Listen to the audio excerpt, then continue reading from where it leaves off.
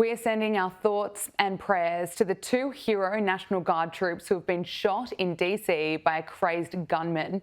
A suspect has been identified as a 29-year-old Afghan national who reportedly entered the US in 2021 under Biden's Operation Allies Welcome program. Now, President Donald Trump has posted the animal that shot the two National Guardsmen, with both being critically wounded and now in two separate hospitals, is also severely wounded, but regardless will pay a very steep price. God bless our great National Guard and all of our military and law enforcement. These are truly great people. I, as President of the United States, and everyone associated with the office of the presidency, am with you. Here is Vice President J.D. Vance calling on everybody who is a person of faith to say a prayer for the two National Guardsmen. Apparently there was a shooting outside the White House just a couple of hours ago. And we're still learning everything. We still don't know the motive. There's a lot that we haven't yet figured out. But what we do know is that a couple of National Guardsmen were injured in the line of duty. And first of all, I want everybody who's a person of faith to say a prayer for those two National Guardsmen, that they're able to spend Thanksgiving with their families instead of losing their lives, because I understand they're still in pretty tough condition. But I think it's a somber reminder that soldiers, whether they're active duty, reserve, or National Guard, our soldiers are the sword and the shield of the United States of America. And as a person who goes into work every single day in that building and knows that there are a lot of people who wear the uniform of the United States Army, let me just say very personally, thank them for what they're doing. We're grateful to them, and we're praying that they're going to be safe and they're going to spend Thanksgiving with their families. God bless them. Secretary of War Pete Hegseth announced that they will be sending an additional 500 troops to DC. He says that we'll never back down. President Trump has asked me, and I will ask the Secretary of the Army, to the National Guard to add 500 additional troops, National Guardsmen, to Washington, D.C. This will only stiffen our resolve to ensure that we make Washington, D.C. safe and beautiful. The drop in crime has been historic. The increase in safety and security has been historic. But if criminals want to conduct things like this, violence against America's best, we will never back down. Now, ever since Donald Trump sent National Guard troops to DC to drastically improve safety in the city, Democrats, left-wing activists, they have been pushing against it, in many cases demonising troops. Here's one example. We believe that the National Guard and the military occupation is the first step into rounding black people up and putting them in detainment camps here in Washington, D.C. and around the United States of America. We believe that. And here is Alyssa Slotkin, one of the 6 Democrats who posted a video calling on the military to defy illegal orders, only to admit that there have been no illegal orders. Suggested that just a few days ago, she suggested that the National Guard could randomly start shooting at Americans. Look at these videos coming out of places like Chicago. It makes me incredibly nervous that we're about to see people in law enforcement, people in uniform military, get nervous, get stressed, shoot at American civilians. It is a very, very stressful situation for these law enforcement and for the communities on the ground. So it was basically a warning to say, like, if you're asked to do something, particularly against American citizens. And now 2 National Guard troops have been shot. And what about the leftist media's coverage of the deployment of National Guard troops? We know it's been awful, but how awful? Well, here's a CNN guest just a few weeks ago comparing National Guard troops to Nazis. Actually, what the president is doing through the Secretary of Defense is creating units, official military units, to, quite frankly, watch the American people. And that's the thing that is absolutely abhorrent. It reminds me so much of what happened in Germany in the 1930s. And how is the media covering this horrific shooting of National Guard troops? Here's MSNBC's coverage. Of course, you know, there's so much controversy happening in the United States right now with ICE, who are also wearing uniforms and wearing masks. And so there's, you don't know, people walking around with uniforms in an American city. There are some Americans that might object to that. And so apparently this shooting has happened. It is sick. Joining us now is Josh Hammer, Senior Editor-at-Large at Newsweek. Josh, thank you for joining us today. Let's start with this horrific shooting in DC. 2 National Guard troops are fighting for their lives after being shot. They were both members of the West Virginia National Guard, and we are starting to learn more about the suspect, the person who is accused of shooting the 2 National Guard members. That person has been identified as 29-year-old Afghan national Ramallah Lakanwal, according to media reports. He allegedly entered the US in 2021 under Joe Biden's Operation Allies Welcome program. Josh, can I get your reaction to this horrific tragedy? Well, the first thing to note, Gabriella, is that it is just that. This is a horrific tragedy. It has happened on the eve of what I think most Americans would consider our de facto #1 national holiday. Of course, Independence Day, July 4th, is a major national holiday here where we fly the flag, but Thanksgiving really is the quintessential American holiday. And for this to happen on the eve of Thanksgiving is pretty unconscionable. It is pretty unconscionable on the one hand. On the other hand, this is the sad part, even sadder part, frankly. It is all too eminently predictable. I mean, going back to 2021, this Biden operation, I mean, the entire withdrawal from Afghanistan was completely botched in the first place. Not the mere act of withdrawing. I actually was calling for the United States to withdraw for many years prior to that, but the manner in which it was done was just so extraordinarily chaotic. And then to have this program where you bring in, by some estimates, nearly 90,000, between 80 and 90,000 Afghans. Some of them were genuine interpreters who actually helped the United States Armed Forces during the 2 decades in Afghanistan there. But you are playing with fire every time that you bring in people from that culture that is that incredibly foreign. And clearly, whatever attempts at vetting the Biden administration may or may not have done, and count me in the camp that was, they were probably not giving much attention at all. Probably they were probably just opening the door. After all, they were literally letting in 5, 6, 7, 8 million by some estimates of illegal aliens there. So why are they going to bother to vet the legal ones there? So on the other hand, this is just so eminently predictable. And he apparently was shouted Allahu Akbar, which jihadists shout before they mow down innocent civilians. And it's just awful. It's just absolutely awful. And it is yet another wake-up moment for America's completely sclerotic and upside-down, backwards immigration regime. Hopefully the Trump administration doubles down trying to rectify its predecessor's horrific mistakes. Absolutely awful. The other part in this is the Democrats and left-wing media activists, I should say, have been, in many cases, demonising National Guard troops.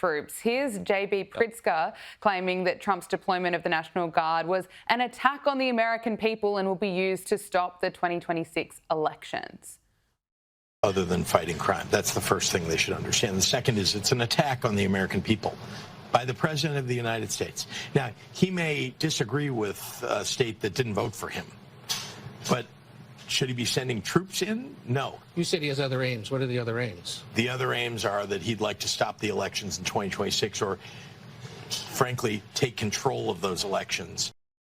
Look, I know it's early into the investigation that will no doubt take place. We don't know what the motive is yet, but you hear that message on repeat. You tell that message to Americans on repeat. It just takes one psychopath to become violent. Do you know how out of touch with reality you have to be to think that Donald Trump called in the National Guard in the nation's capital to try to take control of the 2026 election? I mean, is that what J.B. Pritzker just said? I mean, I'm trying to make sure that my earpiece is incorrect. No, that was correct.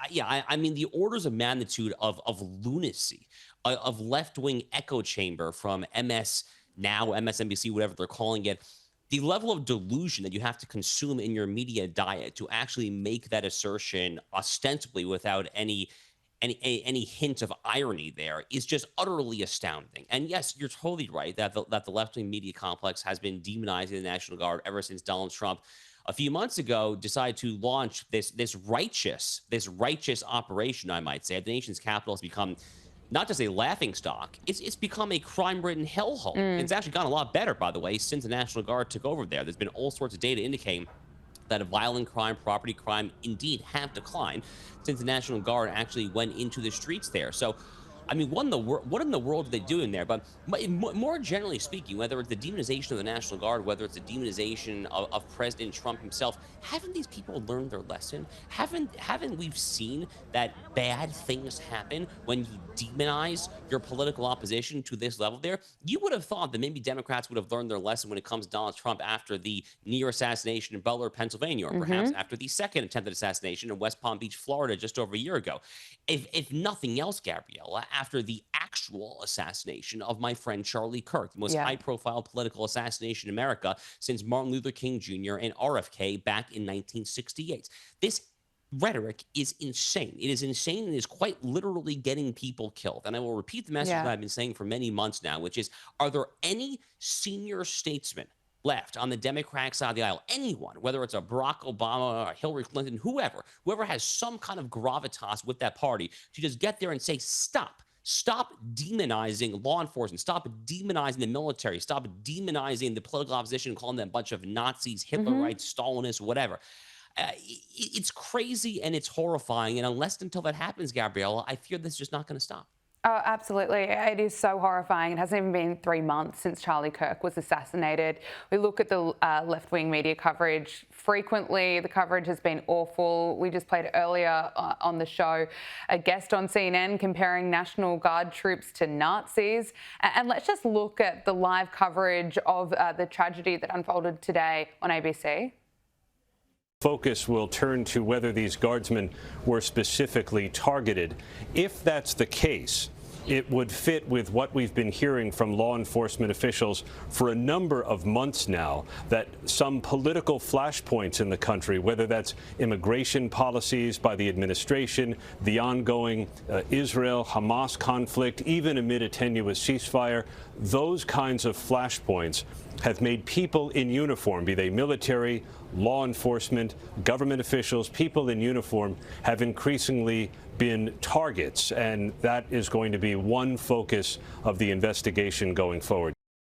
Yeah, I mean, 2 National Guard troops were just shot while, serving and trying to protect America.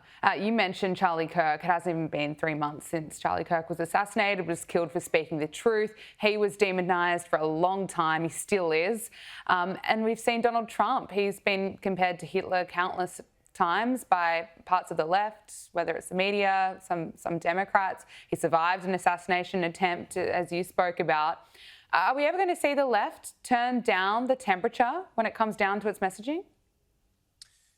I mean, Gabriella, there's too many examples to count. I mean, Donald Trump and Charlie Kirk are the most high-profile ones. How about the slaughter of the 2 Israeli embassy staffers in Washington, D.C. back in May? That was a left-wing, pro-Palestine fanatic.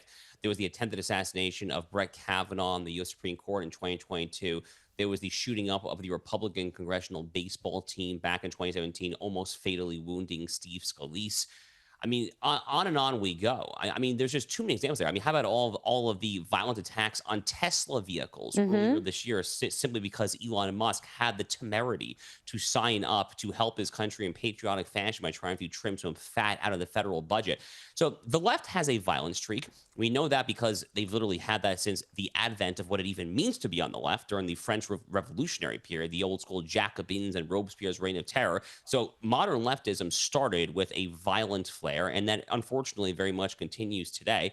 They're always trying to get some sort of next revolution in their addle-brained minds there.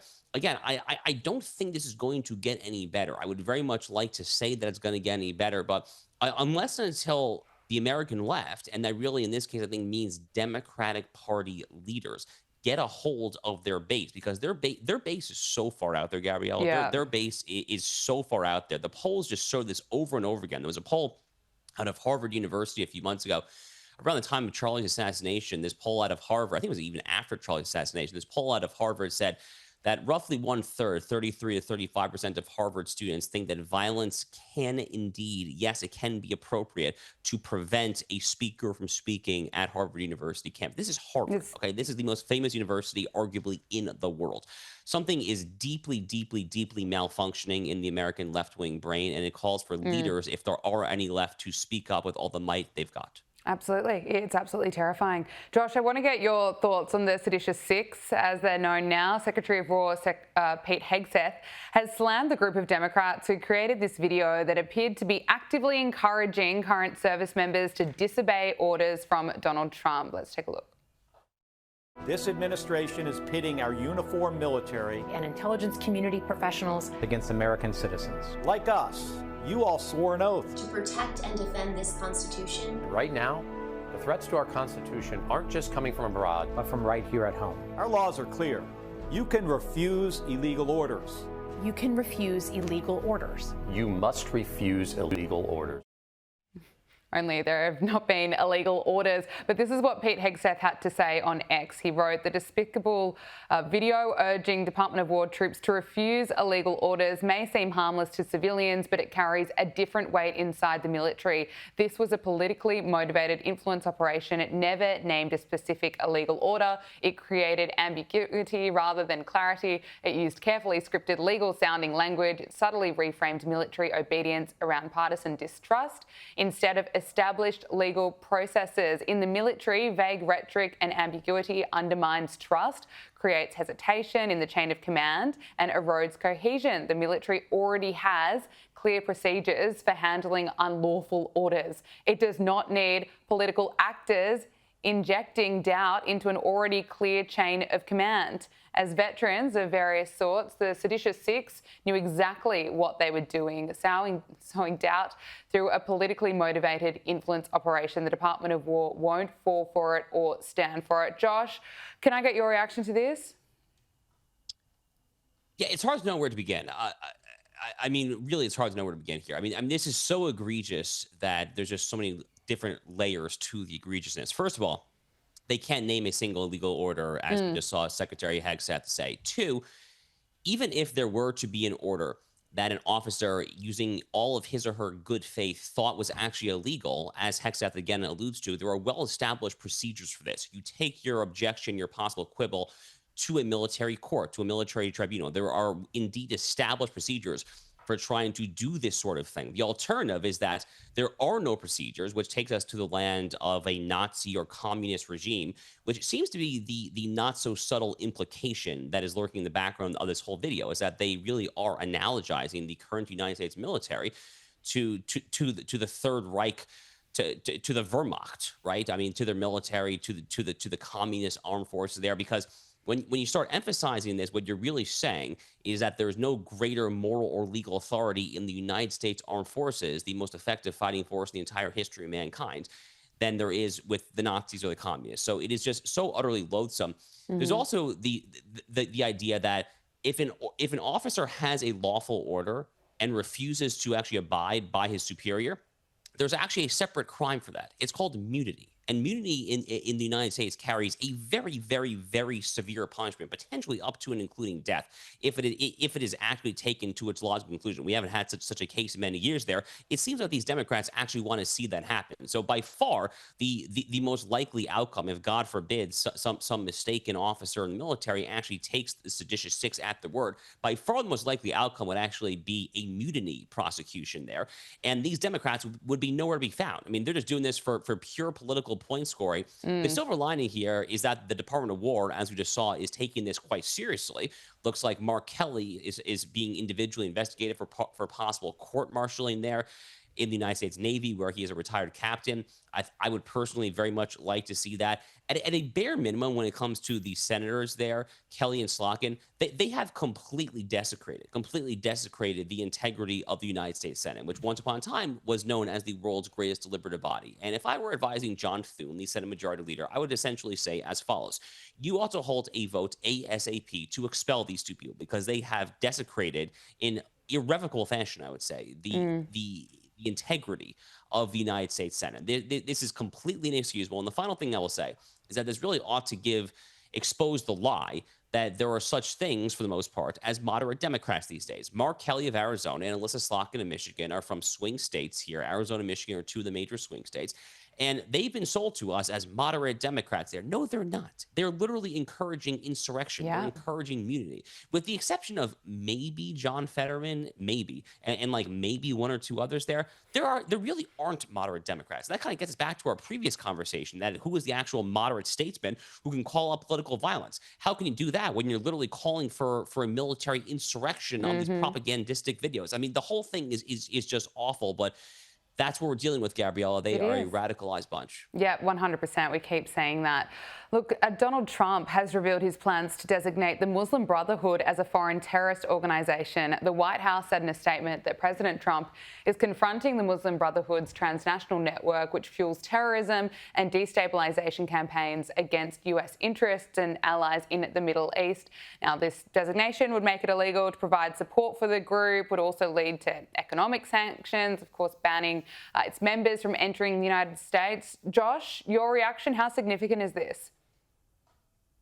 Well, it's very good, and it's something that many of us have been calling for a very, very long time. I've been calling to designate the Muslim Brotherhood as a terrorist organization for probably a decade. I mean, the UAE has done it. Saudi Arabia has done it. There are any number of non-Islamist Arab countries that have done it, so it makes no sense whatsoever as to why the United States would be taking a friendlier attitude towards the Muslim Brotherhood, or frankly, towards the Muslim Brotherhood's American offshoot, which is CAIR, the Council on American Islamic Relations, which actually was declared itself a terrorist organization by the UAE back in 2014. It makes no sense why the United States would ever have a friendlier posture, a friendlier stance towards these organizations than various other Arab countries. So it's very good insofar as it goes. The only problem is that it does not go far enough. So what they basically did, Gabrielle, the way that the Muslim Brotherhood operates is it essentially operates as a franchise network where you have various offshoots in certain jurisdictions that then get the Muslim Brotherhood franchise. So for instance, Hamas is probably the most well-known Muslim Brotherhood offshoot for the Palestinian Arabs. So what the executive order does is it singles out a handful of Muslim Brotherhood chapters, namely Lebanon, Egypt, and Jordan, and says that these are indeed foreign terrorist organizations. Again, that should have happened a long time ago, but it's very good. I mean, certainly better late than never. But in order to really have true teeth here, you're going to have to go after the Brotherhood where they are financially and ideologically sponsored. And that means really two countries above all. It means Turkey and it means Qatar. That's complicated because the United States has nuclear weapons in Turkey. Turkey is also part of NATO. Qatar is an infamously thorny situation where there is the Al Udeid American Air Base there. Trump signed this NATO Article 5 style mutual defense pledge to Qatar a few months ago there. So that, to me, is where the rubber meets the road, is can this administration really stare down Qatar and Turkey as being the duplicitous actors that they are when it comes to funding and disseminating the seeds of horrific Islamism and the Brotherhood the world over? That will be fascinating to see. But for now, it's definitely a step in the right direction. And just finally, there's been a breakthrough in the war between Russia and Ukraine. This week, Trump directed Special Envoy Steve Witkoff to travel to Moscow for talks with Putin on the emerging agreement to end the war in Ukraine. And Trump seems pretty optimistic. He posted that over the past week, my team has tremendous prospects with respect to ending the war between Russia and Ukraine.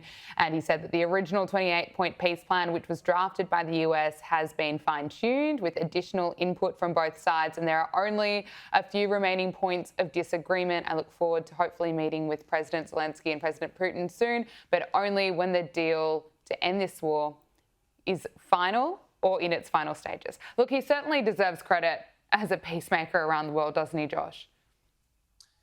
Oh, yeah, for sure. Look, I mean, this has been the most difficult deal for him to reach. I mean, he's reached any number of other peace deals, certainly since he took over back in January, whether it is Thailand and Cambodia or Armenia and Azerbaijan, the Congo and Rwanda, India and Pakistan, two nuclear powers there, the Iran-Israel war back in June. So he's done this many times, but Russia-Ukraine continues to be the really, really, really, really difficult one. And it's really difficult for a lot of reasons, that you have two sides that simply just don't want to give in. Now, Trump is trying really, really hard there. I mean, he met with Putin in Alaska, and then the following Monday, he met with Zelensky, flanked by various major European leaders, Meloni of Italy, Keir Starmer, Emmanuel Macron, etc., all there at the White House. That was back in August, if memory serves. So he's trying really, really hard here. Now, Ukraine, if I understand correctly, so the U.S. had this 28-point plan. They trimmed it down to a 19-point plan. They made some concessions to Zelensky and the Ukrainians. The Ukrainians have tentatively accepted this. What I am seeing, Gabriella, and I think the New York Post actually reported this, is that Russia is set to reject this current iteration of the deal. So we will see. That's not confirmed yet, but what I've heard and what the New York Post is reporting is that Putin is set to reject this current iteration of the deals. We might just get back to where we started. And that's unfortunate because this war has gone on for way, way, way too long. This February, God forbid, if the war is still going on, will be 4 years since Putin invaded the Donbass and Crimea back in February of 2022.